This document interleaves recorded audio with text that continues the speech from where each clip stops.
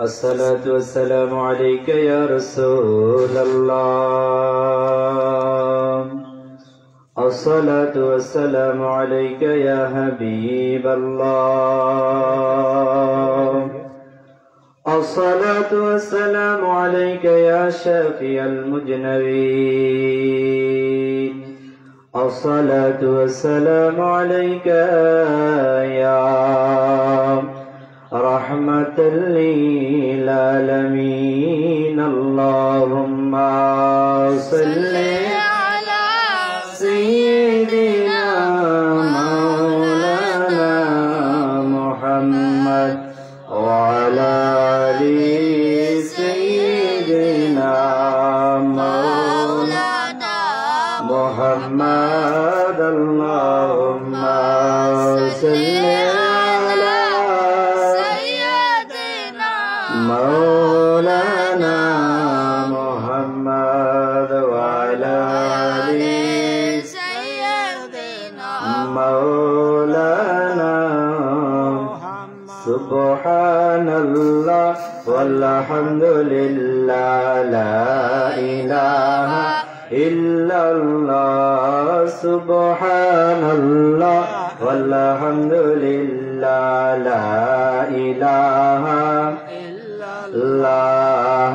لا إله إلا الله. لا إله إلا الله.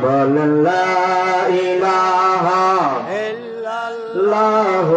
لا إله لا إله إلا الله محمد رسول الله সাল্লাল্লাহু আলাইহি ওয়াসাল্লাম। সবাই জবান খুলে বলুন না মারহাবা, মারহাবা, জোরে বলুন মারহাবা, মারহাবা। আজকে তাফসীরুল কোরআন মাহফিলে আসতে পেরে বসতে পেরে আমরা খুশি না বেজার? জোরে বলেন খুশি না বেজার? যাদের জবান আছে এখানে আমাদের সবার জবান আসেনি, যাদের জবান আছে সবাই আমার সাথে জবান খুলে পড়ুন আউযু বিল্লাহি মিনাশ শাইতানির রাজীম। বিসমিল্লাহির রাহমানির রহিম।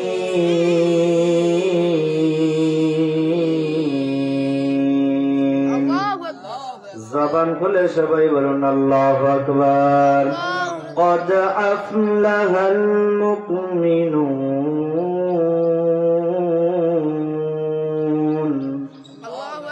আরো জবান খুলে বলুন আল্লাহু আকবার। الذين هم في صلاتهم خاشعون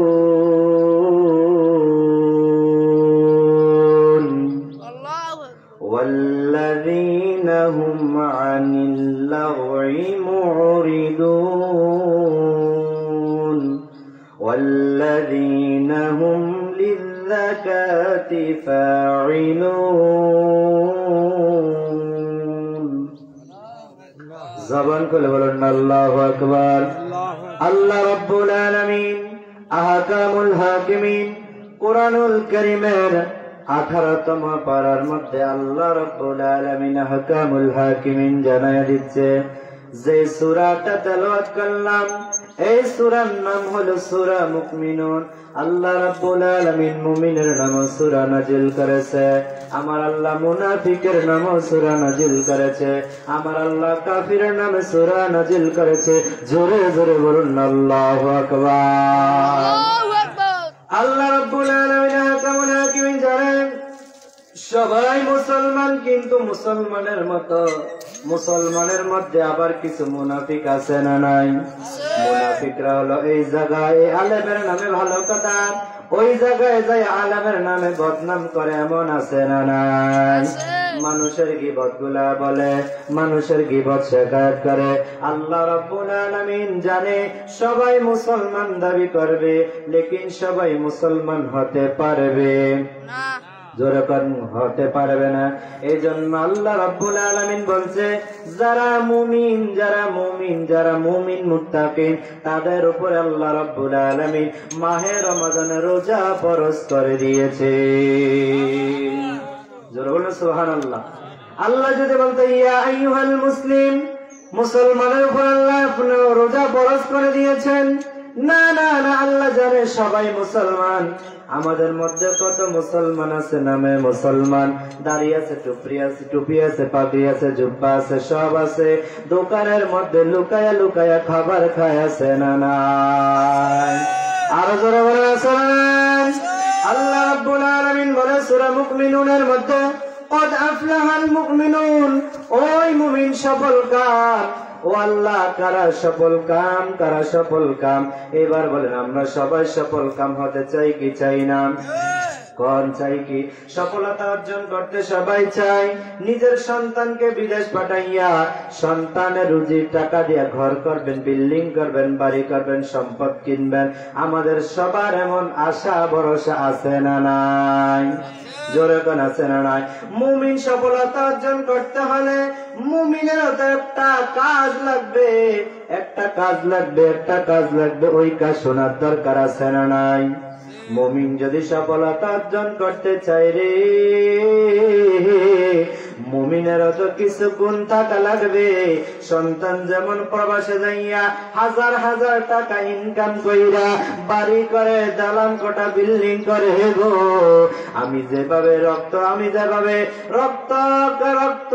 যেভাবে শরীরের ঘাম গুলা পালায়া পালায়া টাকা অর্জন করে, এত রক্ত মাখা রৌদ্র, এত কঠিন রক্ত গরমের মধ্যে কাজ কইরা টাকা পয়সা জমা করে সন্তানের সুখের জন্য, ঠিক না বেঠিক? আমার ভাইরা, বাবারা, বন্ধুরা মান, মুমিন হতে হলে আপনাকে কিছু গুণ থাকা লাগবে, কিছু কাজ করা লাগবে। আল্লাহ রাব্বুল আলামিন আহকামুল হাকিমিন কোরআনুল কারীমের মধ্যে সূরা মুমিনুর মধ্যে আমার আল্লাহ রাব্বুল আলামিন জানায়া দিচ্ছে, গো আল্লাযীনা হুম ফি সালাতিহিম খাশিউন। জোরে জোরে সবাই বলুন আল্লাহু আকবার। আরো জোরে বলুন আল্লাহু আকবার। আল্লাহ বলছে অবশ্যই মুমিনরা সফল কাম। ও আল্লাহ, কি করলে মুমিনরা সফল কাম? আল্লাহ রাব্বুল আলামিন জানিয়ে দিচ্ছে, আল্লাযীনা হুম ফি সালাতিহিম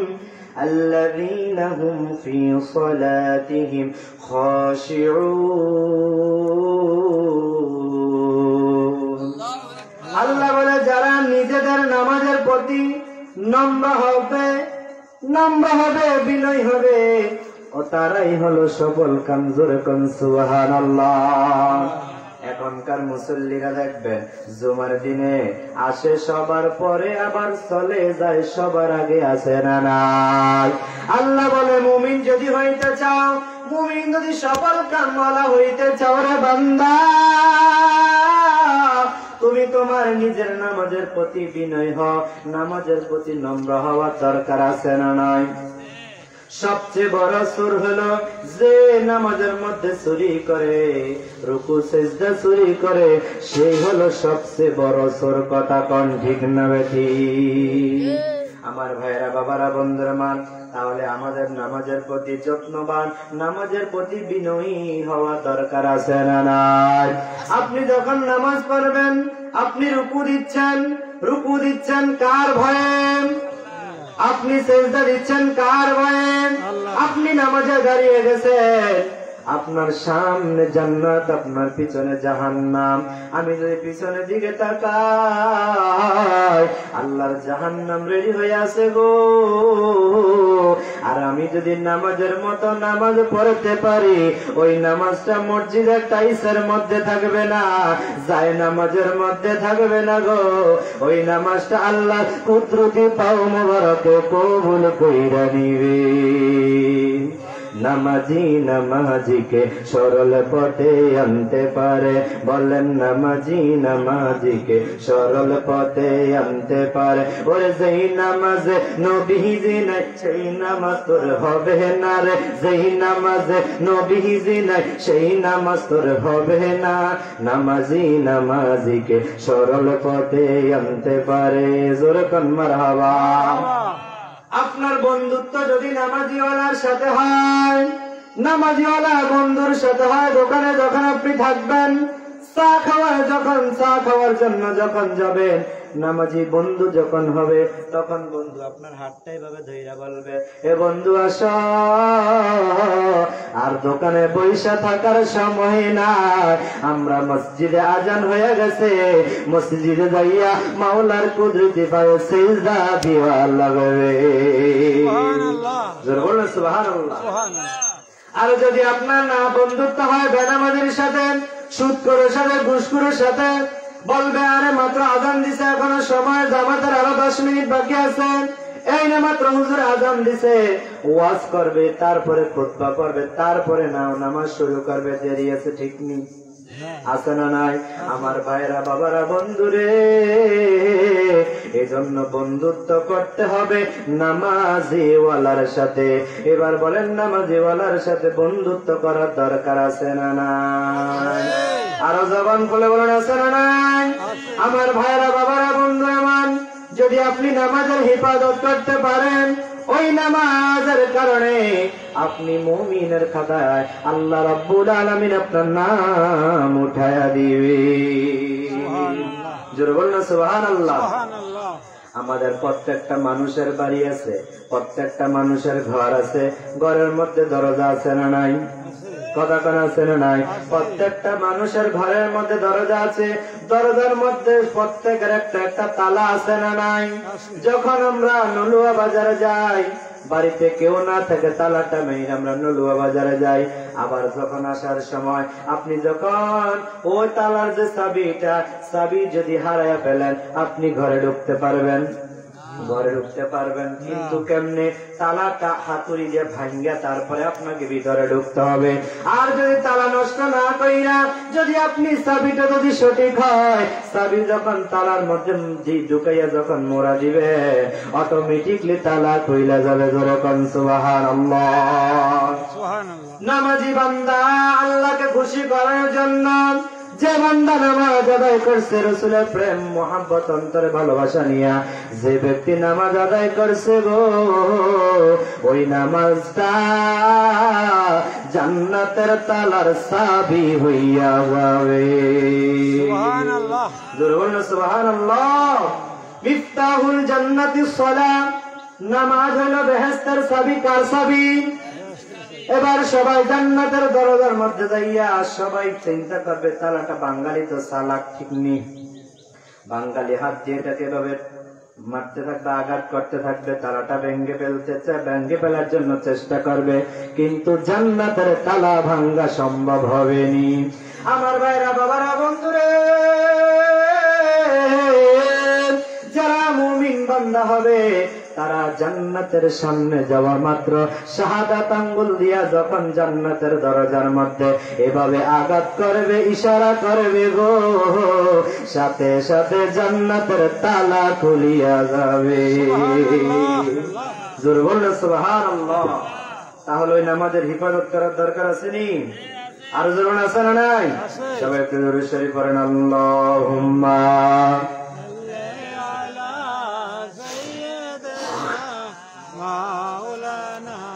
মোহাম্মদ ওয়ালা আলি সাইয়্যিদিনা মাওলানা মুহাম্মদ। আল্লাহুম্মা সাল্লি আলা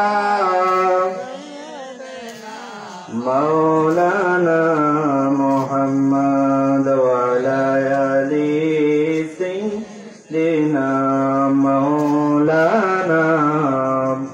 সবাই জোরে কোন মারহাবা। তাহলে আমার আপনার নামাজের হিফাজত করার দরকার আছে না নাই? কথা কোন বাবা, আছে না নাই?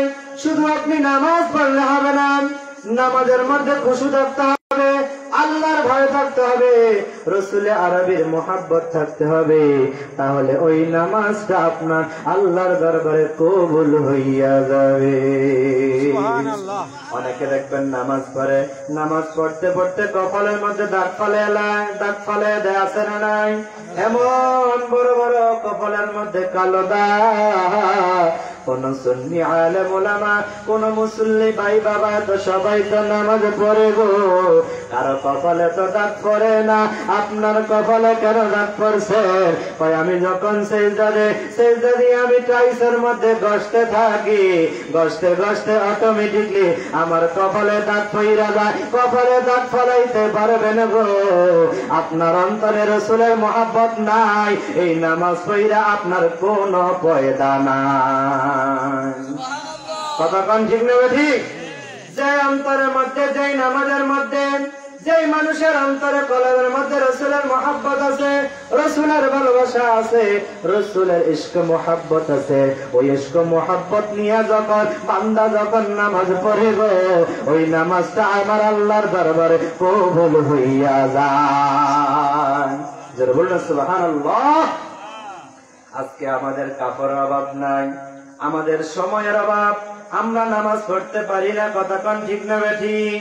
কিন্তু সাহাবী আব্দুল্লাহ আনসারী রাদিয়াল্লাহু তাআলা আনহু, ছেলে হইল 2 জন, স্বামী স্ত্রী 2 জন, মোট হলো কয়জন? 60 জনের মাত্র একটা কাপড়। তারপরে তারা নামাজ ছাড়ে না, মসজিদে নববীতে সবার পরে যাবার সবার আগে চলে যায়। সাহাবীরা সবাই বিচার দিলে, ইয়া রাসূলুল্লাহ, ইয়া হাবিবাল্লাহ, নবী গো, আপনার আব্দুল্লাহ আনসারী প্রতিদিন সবার পরে আসে, আবার সবার আগে চলে যায়, এটার বিচার করা লাগবে। রাসূলে আরবি যখন গেলেন, যাওয়ার পরে তাকে জিজ্ঞাসা করা হলো, তুমি প্রতিদিন সবার আগে আসো, আবার সবার আগে কেন চলে যায়? বলে, ইয়া রাসূলুল্লাহ, ইয়া হাবিবাল্লাহ, নবী গো, আমরা ঘরের মধ্যে এলাম 60 জন, 60 জনের মাত্র একটা কাপড় গো নবী। আমি যখন মসজিদে নববীতে নামাজ পড়তে যাই, আমার ঘরের মধ্যে একটা গর্ত আছে গো নবী, ওই গর্তের মধ্যে আমার স্ত্রী লুকায়িত অবস্থায় খালি গায়ে থাকে। আমি আবার নামাজ পড়া গর্তের মধ্যে চলে যাই, আমার স্ত্রীকে আবার কাপড়টা দিলে আমার স্ত্রী কাপড় পড়া নামাজ আদায় করে। দেখেন সাহাবী আব্দুল্লাহ আনসারী মাত্র কয়টা কাপড়? একটা কাপড় রাইখা এটা পইরা মসজিদে নবীতে নামাজ পড়ে, আবার সেই স্ত্রীকে স্ত্রী এটা পইরা আবার স্ত্রী নামাজ পড়ে, তারপরে নামাজ সারে। আর আমাদের কাপড়ের স্টিল আলমারি শুকাই ভর্তি কাপড়, কিন্তু তারপরে আমরা নামাজ পড়ি। নামাজ পড়ার দরকার আছে না নাই? আল্লাহ আমাদেরকে 5 ওয়াক্ত নামাজ তাকবীরে উলার সাথে মসজিদে গিয়ে জামাতের সাথে আদায় করার তৌফিক দান করুন। সবাই বলুন আমিন। আমার জন্য দোয়া করবেন, আমি আপনাদের জন্য দোয়া করে আপনাদেরকে একটা দাওয়াত দেই। নলুয়ার মাওলানা আবুল হাশেম আবিদি রহমতুল্লাহ আলাইহি আপনারা চিনেননি? ওনার মাজারের সামনে আগামী মাসের 4 তারিখ ঈদের 3 দিন বা 4 দিন পরে ওনার ওফাত বার্ষিকী উপলক্ষে বিশাল মাহফিলের আয়োজন করা হয়েছে। ইনশাআল্লাহ সেখানে প্রধান অতিথি হিসেবে থাকবে ঢাকা কাদরিয়া তৈয়বী আলিয়া কামিল মাদ্রাসার উপাধ্যক্ষ আল্লামা মুফতি আবুল কাশেম মোহাম্মদ ফজলুল হক সাহেব, মুফতি আবুল হাশেম মিহাদি সাহেব সহ অসংখ্য আলেম ওলামা থাকবেন। আপনাদের সকলের দোয়া, আপনারা সকলে ইনশাআল্লাহ হাজির হবে। বিদায় বেলা সকলকে আমার অগোচর আলোচনা এখানে সমাপ্ত করে দিলাম। ওয়া আখিরু দাওয়ানা আলহামদুলিল্লাহি রাব্বিল আলামিন। আসসালামু আলাইকুম।